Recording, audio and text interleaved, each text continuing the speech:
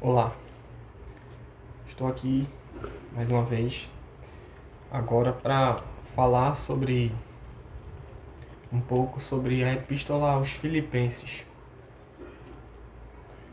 mas não vou falar sobre a carta toda de uma vez, apenas sobre o capítulo 1 da carta aos Filipenses. Essa carta diz o versículo 1 que foi escrita por Paulo e Timóteo, servos de Cristo Jesus, a todos os santos em Cristo Jesus, inclusive bispos e diáconos que vivem em Filipos. Então, foi Paulo que escreveu para a igreja dos Filipenses. E aqui ele menciona mais uma vez Timóteo, que ele tinha mencionado, como falei, na carta aos Colossenses, lá no capítulo 1, que Timóteo era amigo dele, ajudante dele e estava ao lado dele quando ele escreveu aquela carta aos Colossenses. E da mesma forma aqui, ele menciona Timóteo, que também está participando do envio, da elaboração, do conteúdo dessa carta. Então, provavelmente ela foi escrita no mesmo tempo, no mesmo período, talvez ali no mesmo momento, da circunstância em que foi escrita a carta aos Colossenses.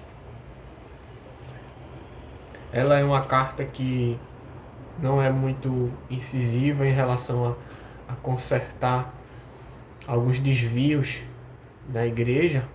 Ela é também uma carta mais voltada assim ao estilo devocional, a exortações para permanecer naquela fé que os irmãos já estão. Não é uma carta muito grande, então ela tem algumas semelhanças nesse sentido com a carta aos Colossenses. Timóteo estava ao lado de Paulo, então provavelmente foi escrita ali num tempo bem próximo, talvez na mesma prisão que Paulo estava. Na mesma prisão. Ele diz ainda: graça e paz a vós outros, da parte de Deus, nosso Pai, e do nosso Senhor Jesus Cristo. Ele sempre começa a carta saudando os irmãos com a graça do Senhor. E nessa carta, ele parece falar de um modo mais pessoal, como escrevendo a amigos. Ele fala se sentindo mais à vontade, não necessariamente dando descrições formais, falando simplesmente sobre exortações para que os irmãos sigam a fé, mas como quem tem uma proximidade com aqueles irmãos. E isso fica claro quando a gente vê que Paulo esteve em Filipos, diferente de Colossos. Paulo esteve na região dos Filipenses, que fica na Macedônia. Na região da Macedônia. Era uma região grande, onde tinha também a igreja dos Tessalonicenses. Ele diz: dou graças a Deus, dou graças ao meu Pai, ao meu Deus, por tudo que recordo de vós, fazendo sempre com alegria súplicas por todos vós, em todas as minhas orações, pela vossa cooperação no Evangelho, desde o primeiro dia até agora. Estou plenamente certo de que aquele que começou boa obra em vós há de completar até o dia de Cristo Jesus. Ele fala que desde o primeiro dia os irmãos estão permanecendo na fé, estão perseverantes. Ele ora por isso, pelos irmãos, suplica a Deus. E esse primeiro dia foi quando Paulo esteve lá e fundou a igreja. Paulo teve em Filipos, através de uma visão em que o Senhor mostrou a ele, revelou a ele que ele tinha que ir para lá. Ele viu alguém que disse: passa a Macedônia e nos ajuda. Ele entendeu com isso que Deus estava direcionando ele para aquela cidade. Ele estava antes na região de Troade, quando teve essa visão. E ele recorda que ali iniciou o trabalho, a pregação, e os irmãos abraçaram a fé, muitos, né? E estavam até esse momento seguindo, firmes. Versículo 7. Aliás, é justo que eu assim pense de todos vós, porque vos trago no coração, seja nas minhas algemas, seja na defesa e confirmação do Evangelho, pois todos sois participantes da graça comigo. Pois minha testemunha é Deus, da saudade que tenho de todos vós, na terna misericórdia de Cristo Jesus. E também faço esta oração, que o vosso amor aumente mais e mais em pleno conhecimento e toda percepção, para aprovardes as coisas excelentes e serdes sinceros e inculpáveis para o dia de Cristo. Então, aqui, provavelmente ele estava preso, ele fala de suas algemas. Talvez ele estava preso em Roma, na sua última prisão, talvez em Cesareia, que foi antes de ir para Roma. Alguns até ainda dizem em Éfeso, que era outra cidade, uma cidade na Ásia, mas não sabemos ao certo. A questão é que ele tem saudade dos irmãos, não sabemos ao certo quanto tempo fazia que ele tinha estado lá, mas ele foi para Filipos na sua segunda viagem missionária.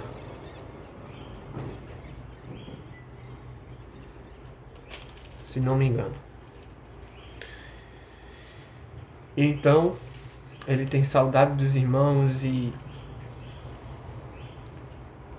ora para que os irmãos desenvolvam na fé.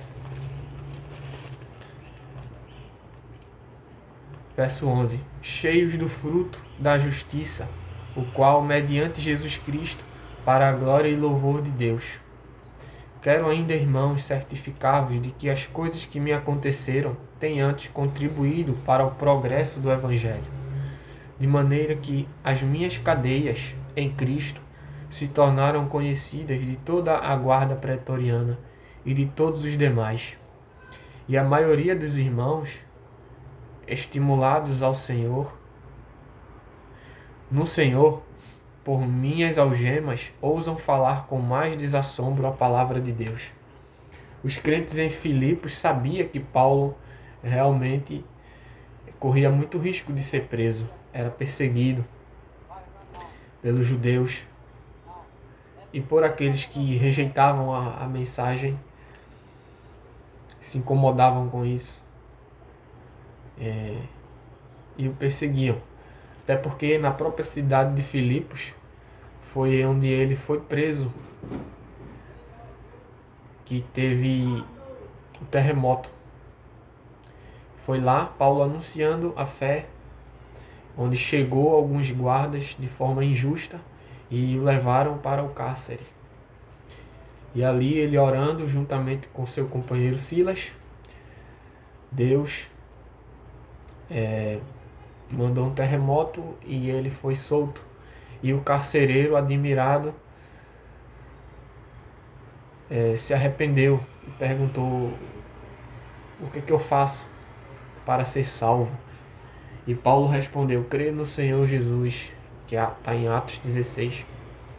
Crê no Senhor Jesus e serás salvo. Ali começou a igreja em Filipos com aquele carcereiro. E Paulo disse: serás salvo tu e tua casa. Dizem Atos que a partir dali eles vão para a casa do carcereiro e a família dele também abraça a fé e todos são batizados.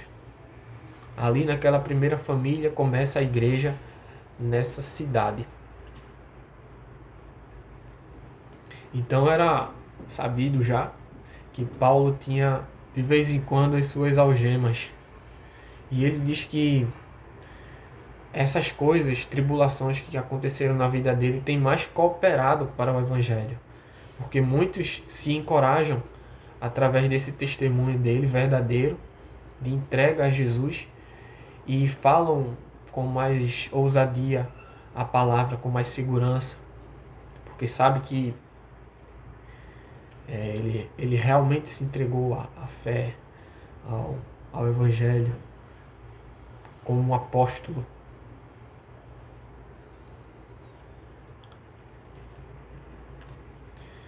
Versículo 15. Algumas enfermidades proclamam a Cristo. Vou ler de novo.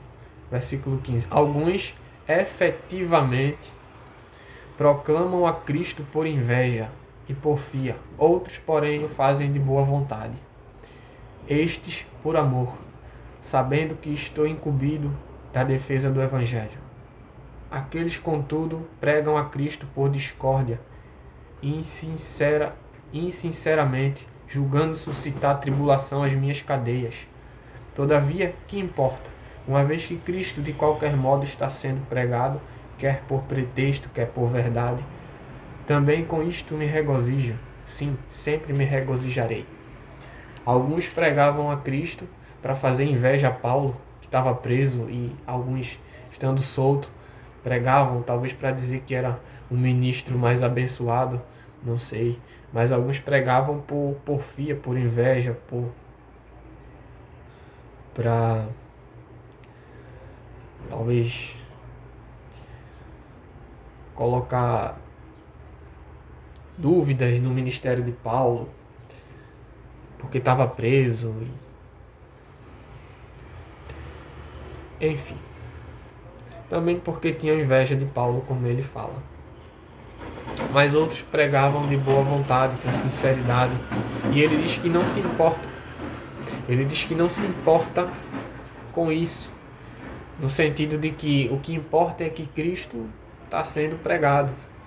Se Jesus está sendo anunciado, graças a Deus por isso. Seja por alguns que querem aparecer ou não.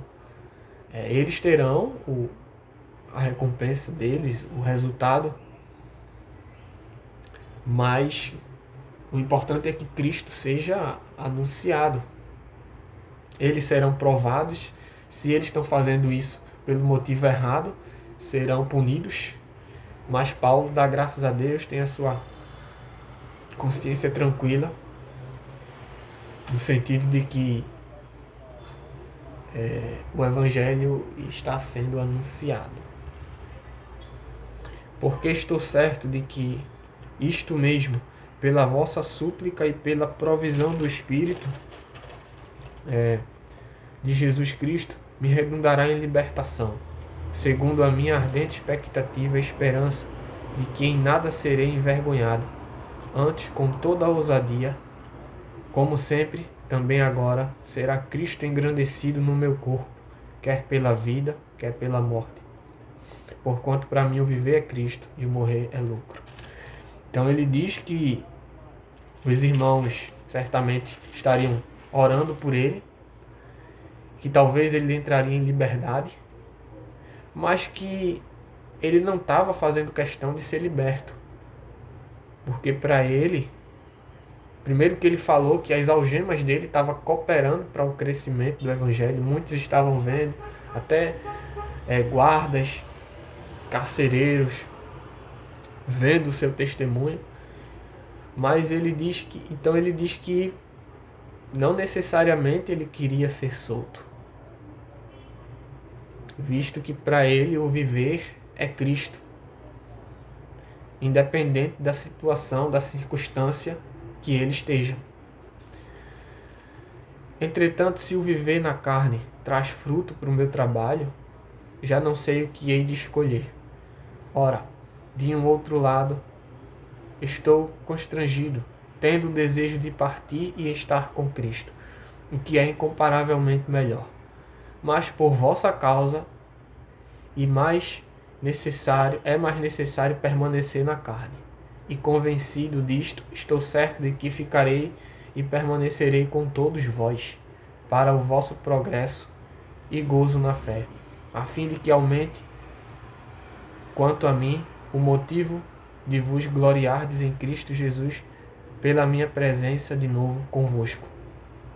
Ele diz que ele quer partir, ele quer estar com o Senhor, diz que é incomparavelmente muito melhor, mas que há uma necessidade dele estar ali, que a presença dele ainda na terra, entre os irmãos, cooperava para o crescimento da fé deles.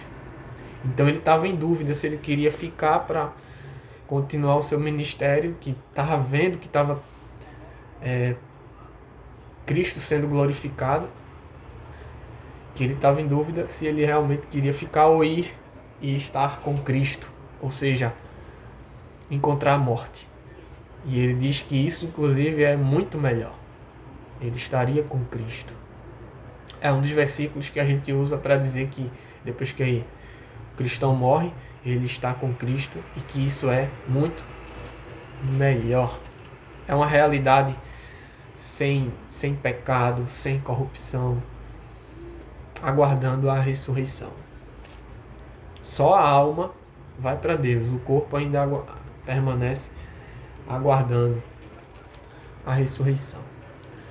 Vivei acima de tudo por modo digno do Evangelho de Cristo, para que, ou indo ver-vos, ou estando ausente, ouça no tocante a vós que estáis firmes em um só espírito, como uma só alma, lutando juntos pela fé evangélica, e que em nada estáis intimidados pelos adversários, pois o que é para eles prova evidente de perdição é para vós outros de salvação, e isto da parte de Deus. Então ele diz que mesmo ele não vendo os irmãos, vendo ou não, ele quer ouvir do bom testemunho da fé daquelas pessoas, do progresso na fé. Então ele exorta para isso. Vivei de modo digno do Evangelho.